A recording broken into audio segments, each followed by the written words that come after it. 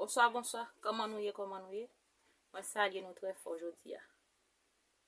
Votre vidéo est spéciale pour nous. Nous prenons le temps de causer. Ça te fait moins sans honte comme ça, parce que m'nan Jésus.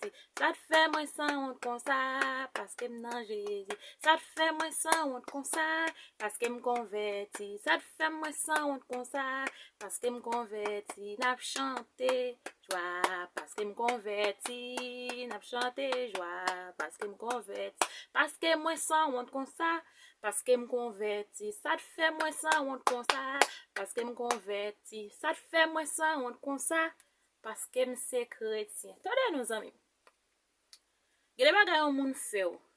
Gede zanmi ou genyen, ou te genyen, ou bien genyen.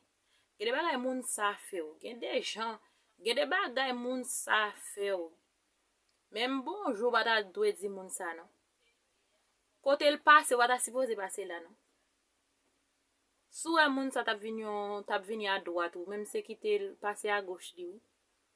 Gede nan situation yon zanmi meto yon moun mete ou. Même bonjour, même alo bata dwe gen a moun sa non. Gen yon eta yon moun mete ou bien yon eta yon zanmi mete ou. Même bonjour bata gen, même alo même bonjour bata dwe gen ensemble avec moun sa.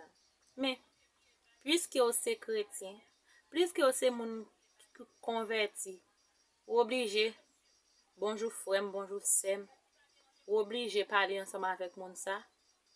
Mais si c'est pas pour bon Dieu, si c'est pas parce que tu es chrétien, juste rentre en bataille, gade bagay moun fe, gade situation moun mette ou même bonjour, ou ta gen ensemble avec moun sa non. L'évangile, l'évangile, l'évangile. Papa.